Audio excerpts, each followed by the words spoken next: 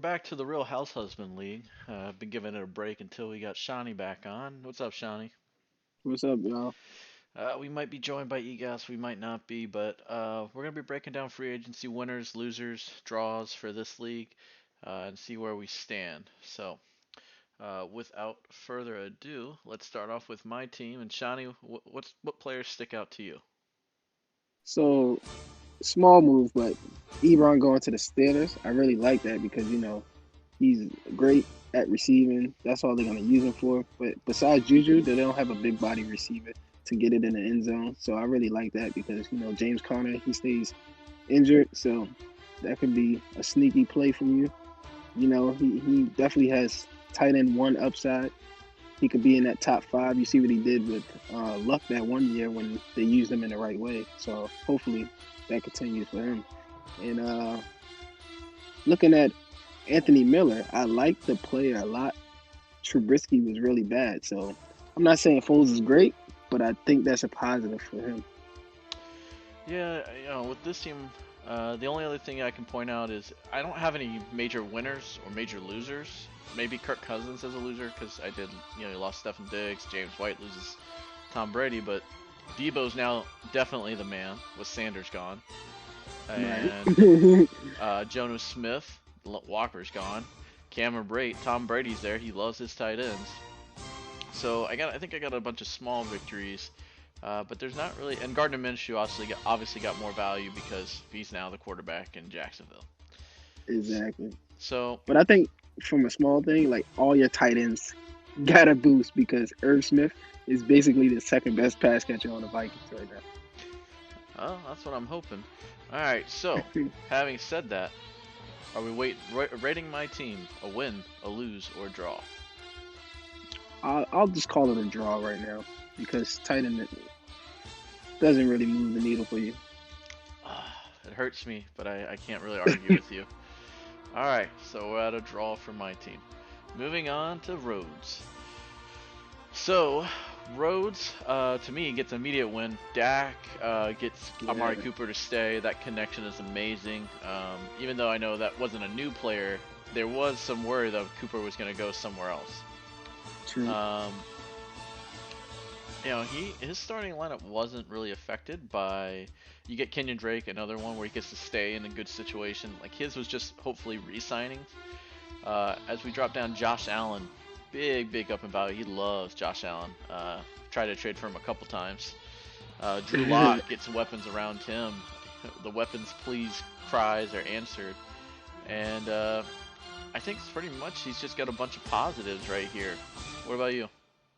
Yeah, so when I look at it, my first thing that stands out is Darrell Henderson because the Rams they don't have a lot of draft capital, so I don't see them spending big on a running back to replace Gurley. So that could be a sneaky big play for him, especially if he's more than just that pass catching third down back. And like you said, Josh Allen, that's a big jump. He already had John Brown. He works with his legs. Singletary in the second season. And now he has Stephon Diggs. That's a big boost. And like you said, with that re-signing from Drake and no more DJ, that could be top 10 potential. So I like it. And his roster definitely has a huge win because as his starting lineup is just great, but he needed all the boost that he could. See, the only thing he's got negative is Philip Lindsay's value plummeted. Um, and I have Philip True. Lindsay in other leagues. Just now with Melvin Gordon there, Philip Lindsay is only going to be maybe seeing 20% when he was seeing about 50% of the carries. And one more thing, we all knew that the Packers they was gunning for a tight end, and it didn't happen for them. I don't see them spending big again in the draft because Sternberger, I believe he was a third round pick, so that's another sneaky play for him. So I like it. I like it a lot. So I'm hearing Rhodes is a win. Rose is a huge win for me. Oh, huge win. I'll do extra exclamation points just for you. All right, move on up. Sorry about that. Osmo's team. All right, so Osmo, go ahead and tell me what you see in this one. So here, first thing that jumps off the page is Chris Godwin because we know that Brady he loves his slot receivers, and basically that's what Chris Godwin played. not only is he a slot receiver, he's basically could be a number one. So Brady, he knows how to get you the ball. Bruce Arians gonna throw it all around the field. That's just a huge, huge boost. I don't know if it really affects Evans, like people say. Maybe the deep passes, it's not gonna be there all game, but I think he got potential to double-digit touchdowns. Brady is very accurate, so he could definitely get it to him in the end zone. And just all around, he has, his receivers was already good, but he just gets a boost all around because I just don't see no negativity. Even Le'Veon Bell, the offensive line, major upgrades. Not major name players, but huge upgrades for him. Yeah, I mean, Tom Brady got probably the most weapons he's ever had. He's got great quarterbacks that he can try and flip. Uh, Todd Gurley is now, he's got his own gig if his knees hold up, as you were saying. He has a win now team. He's not like he's in a horrible spot going in the future. His team wasn't really hurt, except the Godwin value going up offsets the Evans value going down. Right. But otherwise, I think for me, it's a draw. I don't see enough to say it's a winner, but I definitely don't see any super negatives or bads. Right, everything as expected. But yeah, everything is pretty much how we thought it would be. All right, so Osmo, we're going draw. All right, next up on the list, we've got the man himself, Tico. Oh God, well, we'll never hear about Melvin Gordon again, or never stop hearing about Melvin Gordon. God, he ended up getting a starting gig in Denver, and I think he has Melvin Gordon almost everywhere. So I know he's loving it right now. The DJ Chark, I actually like this one because I think Gardner Minshew had a really nice connection with Chark, and I liked what I saw there. Moving on down, Teddy Bridgewater. I mean, he even wrote free agent winner. I think he was ready for this episode. The only loser I see is Kareem Hunt. He was banking on Kareem Hunt getting a starting spot somewhere, and I mean, it could technically happen, but I think he was hoping a lot sooner now. And Josh Oliver, Tyler Eifert signs in Jacksonville. Oliver's value's gone way down. What do you think? Anything I miss? Well, I'm gonna just call it off the back a draw because I like some good things. Like you said, Gordon, he basically got paid to be a bell cow, so I think they'll use him. Pat Sherman was on the Giants last year. I'm a Giants fan, so I know he can use the running back. But then you see Bill O'Brien ship off DeAndre Hopkins, so that's a downgrade for Deshaun Watson, especially Will Fuller. He never really stayed healthy. And then you have a lot of things going down here. You see John Brown, he lost a lot of targets just from having Stephon Diggs there now. Hopefully they're going to pass it to Devin Singletary a little more. So he just has a lot of offsetting things. He has a win one place, and then he takes a loss one place, like Kareem Hunt, like you also said, being behind Chubb now. Well, he did. I didn't see he had Eifert as well. So really, Oliver, he's got the Jacksonville tight end no matter what. Right. I honestly, got to give Tico the win here. I'm gonna I won't do the exclamation points. So we'll just say a little win. I think his team only got better. Melvin Gordon's value went from uncertain to top 12, like he says. Teddy Bridgewater is now a full-fledged starting quarterback that, if you're looking at his roster, he didn't have a backup quarterback. He didn't. And now he has another starting running back, and that's all you need is two. You really only need one, but two just to be for those bye weeks. And I think Stefon Diggs helps because now John Brown's seeing the number 2. I never thought he was a number 1, but I definitely think he can roast a bunch of number 2 corners. Yeah, he definitely can do that. All right, so Tico, small one there, so he can't say he was disrespected. All right, Shawnee, I'll go first on your team here. So let's see.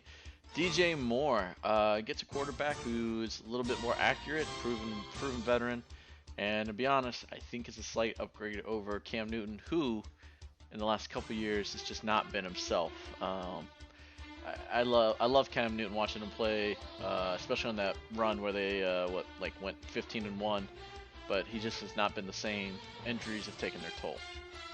Uh, but Jordan Howard's got a starting job now, so that gives you a little bit there. Darius Geis is still the projected starter. Noah Fant, I think, is going to be a top 5 tight end. That was a great steal for you, but we're not breaking down teams. I like that he's now going to have another weapon in that short passing game, so linebackers just can't focus on Fant. Right. And as I'm going down the list, Nick Foles, you actually got another starting quarterback out of that somehow. Somehow. That crew of your backup quarterbacks is 100% backups. I don't know why you have Des Bryant still. And Laquan Treadwell even got signed. So I don't see any really major hurts on your team. What do you think? Yeah, for me, it's no major wins, but like you said, maybe I do get lucky with the whole Jordan Howard. I knew that he'll have a job, but I didn't know that he would have a starting role as of today. If no rookie, with, good draft capital is there, he's definitely a starting running back. And I love what happened for DJ Moore, just the offense that I think is coming. A lot of quick pass, get it in his hands, and it just, everything's up and up for him. The problem with trying to call your team a loser is when you already have backups in your starting lineup.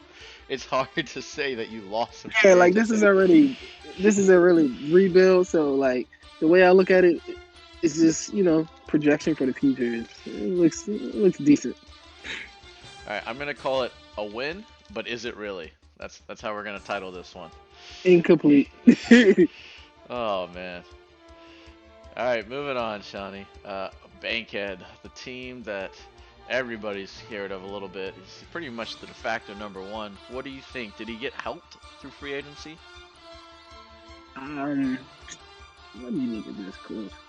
Because in one way, I believe he did. Because when you look at it, he has, it's kind of hard. Like O.J. Howard, he got rid of his young tight ends. He had Hawkinson, but O.J. Howard, we know Brady loves his tight ends. He definitely has the pedigree to be top 3, but I'm not projecting him as top 3, but he has that skill set. So that could be a big sneaky boost for him. And then you already know he has players like Adams. I see he picked up Funches, who just got signed. I don't know if that's a big win, but anything that's drawing coverage away from Adams, that could be a boost. Phillip Rivers going to the Colts. It's not.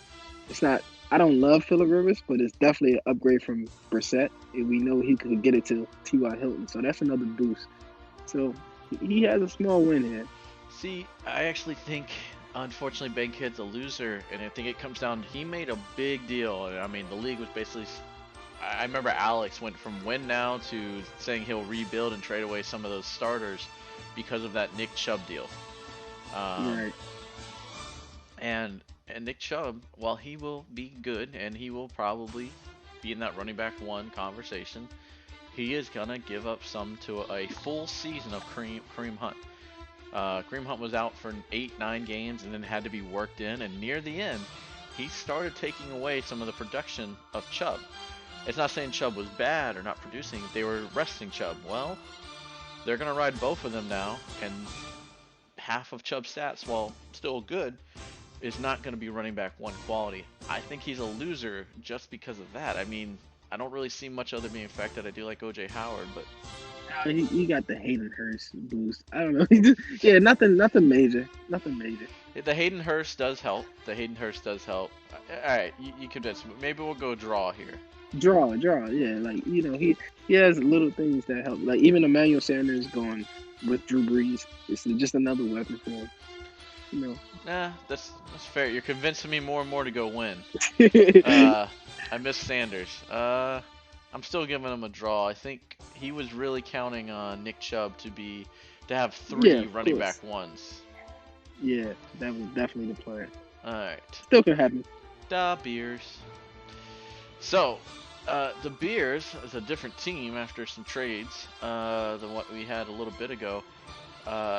Free agency obviously hurting him. Devontae Freeman gets cut. Royce Freeman is on the scrap heap now. And there's those 2 starters right there. And This hurts bad. as I go down, Jacoby Brissett been replaced. Derek Carr is about to be replaced. Ben Roethlisberger's always hurt. He does have Dwayne Haskins though. He's got so many quarterbacks. Peyton Barber's been traded now to a Doesn't matter. 4 running back committee thing that they got going on in Washington. Kendrick Bourne went up, and Curtis Samuel, man, the darling of the offseason's value, was killed today when they signed Anderson. I just this looks bad for Beers. What do you think? Yeah, I think it's bad because everything that he had going for him just went like Njoku. He made the trade with me with Fant because David Njoku, he definitely has the pedigree to be good, but with Austin Hooper going there, that's a big loss.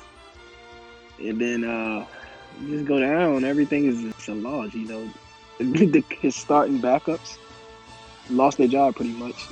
There's rumors about two are going to the Redskins. I doubt that happens, but you never know. That's a major loss also. So it's almost like he'll be in a position where he has no backup quarterback. Samuels took a big hit with the signing of Robbie Anderson, and yeah, I don't think he's counting on Larry Fitzgerald. But even if so, that took D Hop takes a lot of targets also. So I don't see no major wins. The only thing I like is Will Fuller playing healthy. Then he is the number one there right now. Yeah, That's about it. not a lot of positives to say Nothing there. to move it. Nothing to move the needle for him. All right, Walters. Let's see if he's been helped. What do you think? So Walters? Oh, there's Emmanuel Sanders. You said he was on the other team. Huh? No. I don't know. On Bankhead's team. All right. Anyways, what do you think on this team, Shawnee? Yeah. See, for this,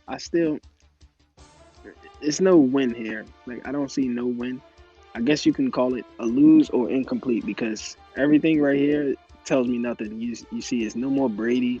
So Sony Michel doesn't scare me. You can load the box and stop all the run. You have Mostert, but that's no win for him. I'm not expecting nothing bad from that, during free agency. Robbie Anderson, I think I like him in the offense with the Panthers, but I don't think he gets a boost. He's just going to stretch the field for the players underneath, CMC and DJ Moore, and he's going to have to fight for targets with Samuel. Sanders, I like the move in real life, but he's 32. I don't really like him going forward. He's 33, coming off of Achilles. He did great coming back, but I just think that runs out in the long term. And Paris Campbell, we just don't know what he is yet. I like Phillip Rivers going there, but you don't know what he is. So I don't see any major wins for him. See, I do think Sony's value went up. They're gonna run the ball. I really think the Patriots are not. We're not gonna see the same Patriots anymore. You're gonna have Hoyer or what's that other dude? The second year quarterback. Stidham. Yeah, they're not gonna be throwing the ball around. Or worst case, they're gonna be checking it down.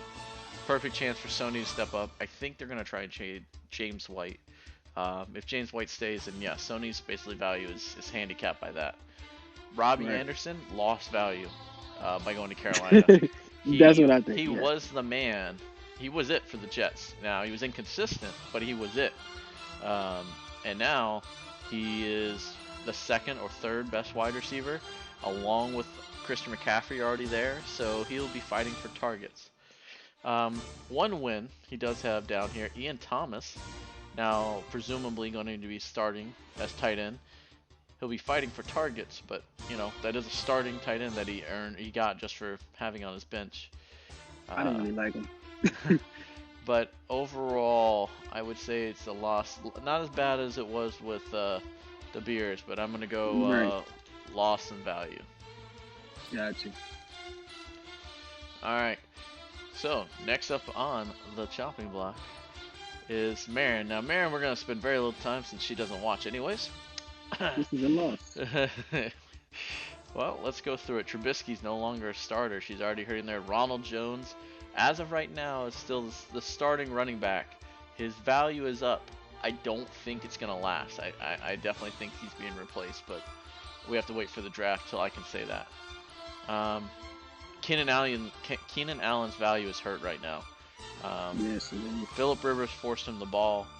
Even if Philip Rivers can't throw the ball anymore, he definitely, chucked it up to Keenan Allen at least. Cam Newton doesn't have a team. Sam Darnold has no weapons. He has the same coach. That's a loss. There you go. But Stefon Diggs, Cortland Sutton. Sutton's gonna have But players. Yeah. Sutton's gonna have. They'll have more play action. I think Sutton gets value there. Stefon Diggs gonna be the true number one. I think it's a lateral move for the most part, to be honest. But there's a chance there. And I think. I really think that's all we can say at the moment. Everything else is the same. I do think I agree with your presumption. Overall, a loss to me. What do you think? Yeah, overall a loss because everything that's good, we already knew that. It was no big boost besides Diggs actually going to be the number one and get more targets. But really, I don't even know if he gets 1,000 more targets because, Cole Beasley had 107 last year, so we got to watch out for that. So other than that, everything else, she takes a loss, especially at quarterback, which she was already struggling. And like you said, Keenan Allen and Mike Williams take a hit because Mike Williams has yet to break out. And I don't see him doing that with Tyrod Taylor as his quarterback and them checking it down more to Eckler. So, yeah, it's just a big loss for me. 3 losers in a row, man. Sad part of the show. All right, on to Alex. Win. Alex, let's see. Well, I don't see a lot changing here other than Drew Brees came back, so Alvin Kamara's value stays relatively high, and Michael Thomas. Not much new in New York. I'm really going down. I don't see a lot of things. I think Jared Stidham right now is the presumable starter, so he's got upside value there. The Lions did not sign a running back, so Kerryon Johnson still the starter there. And Draw. well, Edelman's value is hurt. No Tom Brady anymore, so Edelman was force-fed, so Edelman now has very little value until he goes to a different team. If he stays on the Patriots, we're going to see him on the waiver wire a lot sooner. And N'Keal Harry, who knows? I hate to say it. I think you're right here. I think it's just going to be a draw. There's nothing. There's no amazing, movement, pretty much. Nothing bad. Yeah, it's like no movement for me. So. All right. Well, we don't need to spend too much time there. All right. All right. Moving on. All right. Simply, tell me what you think about Simply. This one is interesting for me, but I'll say he has a sneaky win for me because first of all, I like Matt Ryan getting some weapons. He got Gurley, he has Hurst, to replace what he lost with Hooper. I just like the offense, so that's a sneaky win. And then Damian Williams actually got his contract picked up, so that could be a big plus for him, if you want to sell him because, he's rebuilding, so that's a plus. And we got, what else we got here? Tyrod Taylor actually becomes a starter, so small play, but it's a win for me because I don't see where he downgraded. Well, I would say I'm going to give him the win also. Steven Sims Jr. had value, but they were in the hunt for Amari Cooper, and then by not signing Cooper, that keeps Sims' value up high. Robert Woods, they're trying to sell Cook. If they sell Cook, those target shares got to go somewhere. Robert Woods can suck those up. It seems he got value by the teams not doing anything. Exactly. It's like basically because they avoided anything, his players kept their value. So we're gonna go. I like how you worded it. So Simply gets a sneaky win. Right. All right, and our last one, Egask. Go ahead. You can start off on Egask. I'm actually pretty torn here. I want to call it a draw initially, but I'll see as I go through because Kyler gets a huge boost with D-Hop. But as we can see, he didn't know that D-Hop was going to the Cardinals, so now he has Kirk, which he was in love with, projected as a starter. But now do you really want to start Kirk and D-Hop and project the same amount of targets for them? I don't think so. So that's kind of like a lateral move, even though you get a boost at the same time. And then you have players like you would go down to his bench. It's terrible because Chris Carson is hurt. They didn't bring in nobody, so maybe that's a good thing because he just traded for him, so that could be good. But I don't see a major boost because Cooper going to the Browns. I honestly don't like it because they're gonna run a lot of two tight end sets and try to run the ball. I don't think Cooper is gonna be used like everybody thought he was gonna be. So for me, I'll just call it a loss. Actually, I gotta disagree. I gotta go win. So we agree. just because of Kyler. Kyler's Just because of value, Kyler. Kyler's value goes through the roof, but he's now got a stack with Hopkins. And I think they're going to be throwing the ball because that's their offense. If they're behind, they'll throw it even more. If they're ahead, they're going to be throwing it. Like, they're not going to be running the ball 25 times a game. They're going to be throwing 50 times. And he's got a nice little stack with Hopkins and Murray for a couple years to come. I really like that. Cooper is a top 5 tight end. His value does get hurt because, Njoku's not a scrub. And I give you the Kirk one, but some things I think you missed on his bench was Baker Mayfield has more targets to throw to now. His value goes up. We have Does Blake, it really? I think it does. Blake Jarwin. I think the only thing that's changed is Cooper, but that's debatable. Blake Jarwin is now the starting tight end in Dallas. His value's gone way up. I would give him. I would go slight edge. I would go slight edge. I think Hopkins is I like the stack. That's what does it for me. Okay, all right. So no, that's a major move. So I'm just gonna say win because when you talk about top caliber players at the position like quarterback and wide receiver, that just overrides everything else. So I will give him a win, but we'll just have to see. So let's break it down. We have 3 losers: De Beers, Walter, and Marin. Just sad panda. We have a couple draws. My team, Osmo, Bankhead, and Alex. And then we've got our winner chicken dinners and Rhodes, Tico, Shawnee, Simply, and Egask. Who do you think won the most?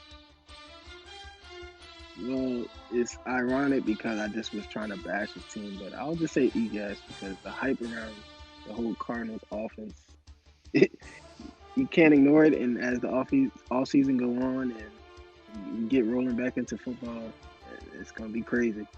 So I'll definitely give it to Egas. See, you talked me into it earlier. I think Rhodes' team won the most. Just consistent improvement from multiple players on his team. Their situation got better. So I really think he got a lot of free value based on what happened this offseason. Right, and like you said, if Cooks is gone, he also has Cup. So that's good. All right, well that'll do it for us. Thank you for being on, Shawnee. All right, and catch y'all next time.